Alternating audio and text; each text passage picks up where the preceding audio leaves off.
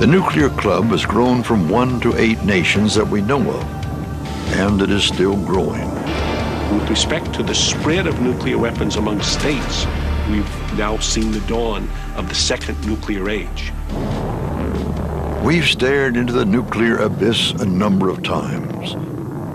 Though most people were unaware, it happened again on a sunny summer day in 1999.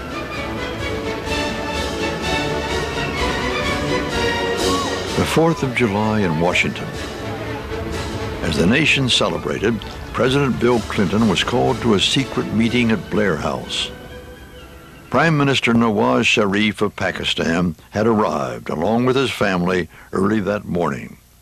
He urgently sought President Clinton's help. Pakistan and India appeared poised for a nuclear war. We met in the Oval Office in the morning of July 4th with the President before he went across the street to meet with Prime Minister Sharif.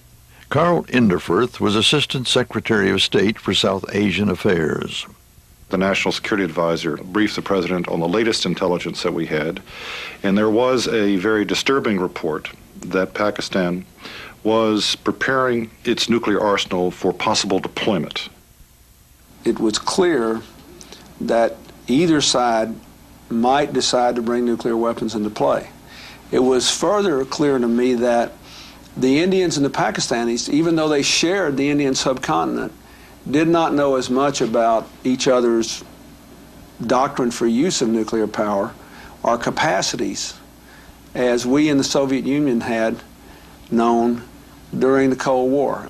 What the Pakistanis were always trying to do is to get us involved in mediating the crisis, in effect to create a negotiation in which the Americans would be involved. I think that's what they wanted.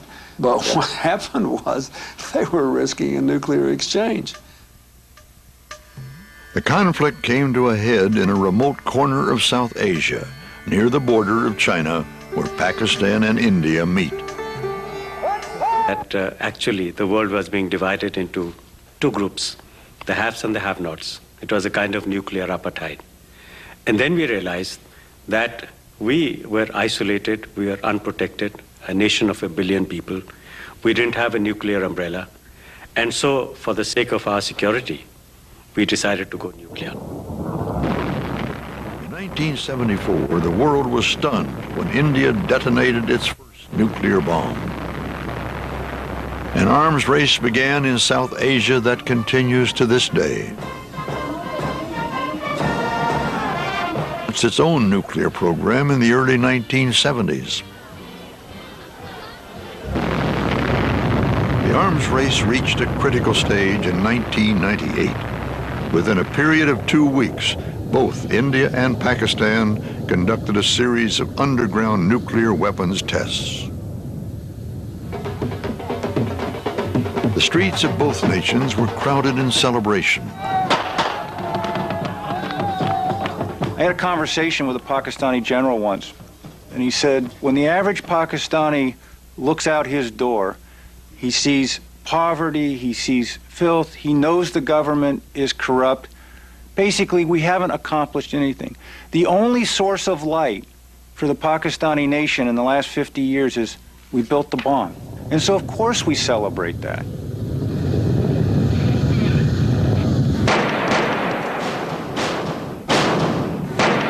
It was in the mountains of Kargil in 1999 that the two combatants reached the brink. So now you got this subcontinent with a fair number of nuclear weapons, with uncertain doctrines for use and somewhat questionable security of the weapons themselves and the materials used to make them. And all of a sudden, we've got this huge crisis. No one had thought through, in my opinion, on the Pakistani side, and maybe not on the Indian side, how much they were increasing the risks to the whole world by precipitating this huge crisis when they're both sitting on nuclear arsenals.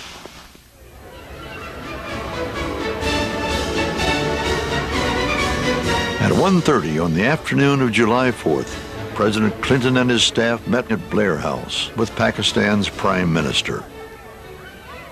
President Clinton raised with Prime Minister Sharif the possibility of this escalating to be a nuclear conflict. He told Prime Minister Sharif that we had information that Pakistan was preparing its nuclear arsenal for possible deployment. He was shocked, I think. I think he acted to me like he didn't really know for sure that had happened. It wasn't entirely clear whether he was surprised that President Clinton knew this or whether he was surprised that this fact existed. Strobe Talbot, President Clinton's Deputy Secretary of State, also was at the meeting. I had the sense that it might have been a combination of the two. That is, that he, Nawaz Sharif, did not know everything going on within his own military. Unless he's the world's greatest actor, it suggests that there was a command and control problem there, which is what you always worry about with weapons of mass destruction. And I was very, very worried about it. I just thought, the idea that they'd be playing games with the preparation of their missiles, it was terrifying to me. The atmosphere was extraordinarily tense, particularly on Prime Minister Nawaz Sharif's part. He was desperate. He said, "You're talking to me today. If I give in to American pressure, you'll be dealing with a bearded leader of Pakistan, i.e. an Islamic radical, in the future." President Clinton had very little patience for this argument. My reaction was that I would hate to lose him, but that the United States could not be blackmailed, and the world could not be blackmailed with a decision by Pakistan. President Clinton was very concerned about the nuclear weapons, but he also had long-standing concerns about Pakistan's support of the Taliban in Afghanistan, and the fact that the Taliban was providing Osama bin Laden safe haven. So President Clinton had a lot of things that he wanted to say to Prime Minister Sharif. Given the fact that these two countries were nuclear powers, I did not believe that I could in any way, shape, or form be part of reacting to a power play by throwing all these soldiers over the line of control and increasing the risk of nuclear war. And so therefore I was going to be put in a position of going to the Indians and saying, because the Pakistanis have done something wrong, we now have to do what they want us to do. I couldn't do that. President Clinton informed Sharif that he had prepared two separate public statements to be issued to the press that evening. Which one would be released was up to Sharif. President Clinton said, "Look, I've got two statements. One will commend you for taking the steps necessary. Two, I will say very directly all of my concerns about Pakistan today, including this crisis, including messing around with nuclear weapons, including bin Laden, the Taliban." I mean, he laid it on pretty heavy with Prime Minister Sharif. After urgent consultations with his advisors, Sharif agreed to the withdrawal. I had a cordial and fruitful meeting with President Clinton. I knew my only real job on the 4th of July was to get Pakistan back across that line of control, under whatever I had to do to get it done, because otherwise we were just out there rolling dice, hoping to goodness that nothing terrible would happen. But the truce was short-lived. In less than 3 months, Sharif was toppled in a military coup. In December of 2001, terrorists with ties to Pakistan attacked the Indian Parliament in New Delhi. The attack triggered a massive mobilization of troops, almost 1 million soldiers facing off along their shared frontier. Again, the world was on nuclear alert. Concerns about the risk of nuclear war were so great that in the spring of 2002, Western governments notified their citizens to evacuate India at once. After intense diplomatic efforts by the United States and other Western nations, both sides began withdrawing in the fall of 2002. But tensions remain high. The story is far from over. You have two nations that have rattled their nuclear sabers more than the Soviets and the United States did in the entire course of the Cold War. Many believe that the ongoing conflict between India and Pakistan presents the greatest likelihood of the world's first exchange of nuclear weapons. It could begin as a conventional war.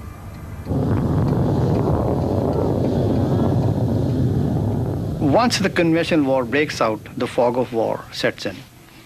Communications break down. What could be perceived as a decapitating attack? A decapitating attack would mean that your nerve center is taken out for some reason, or it is, under attack. And the people who are dispersed with nuclear weapons, they would then say, look, before my weapon goes out, I better use it or lose it. This is the nightmare that we have.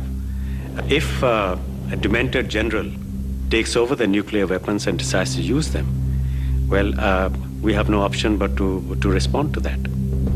Some of the systems, weapon systems, they are, quote, nuclear capable warhead, but they may not be carrying out nuclear warheads on them. They may be having a conventional warhead, but it could be perceived by the other side that as if a nuclear strike has already taken place.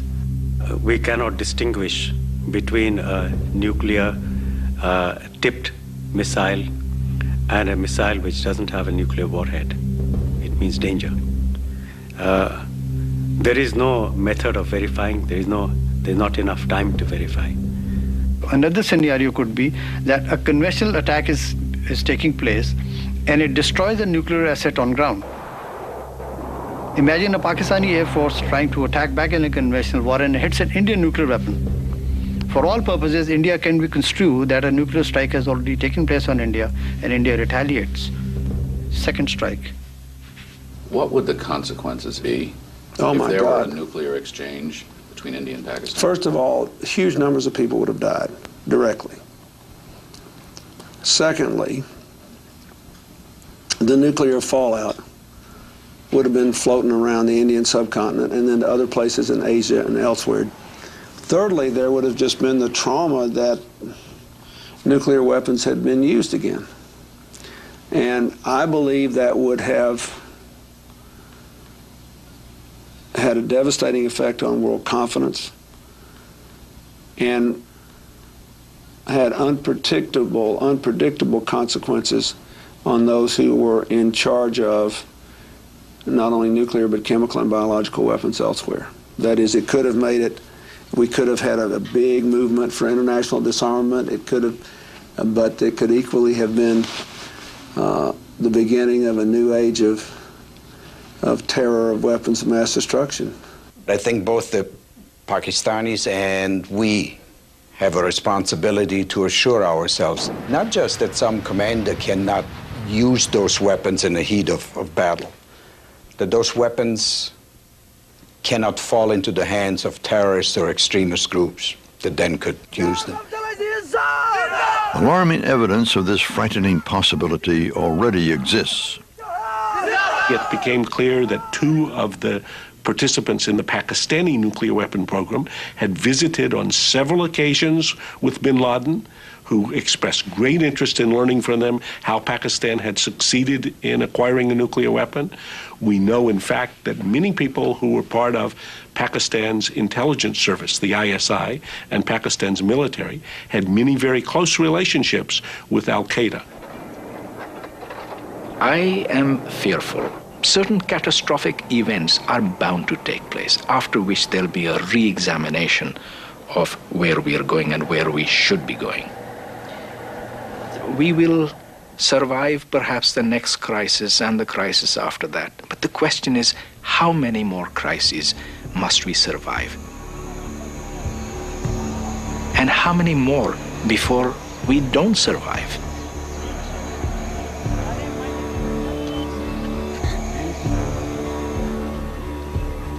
Control of nuclear weapons around the world and the materials to make them has been slipping away. Over the past 5 years, we've seen ominous signs of this new reality. North Korea resumes its nuclear weapons program. Iranian agents attempt to acquire bomb materials from the former Soviet state of Kazakhstan. Al-Qaeda shops for nuclear devices while attacking U.S. targets around the world. Iraq expels UN weapons inspectors, prompting new fears of an Iraqi bomb. In Russia, reports of poorly secured nuclear materials and the possibility of them being stolen or sold rise at an alarming rate. This, then, is the legacy of the nuclear age. This is the nightmare.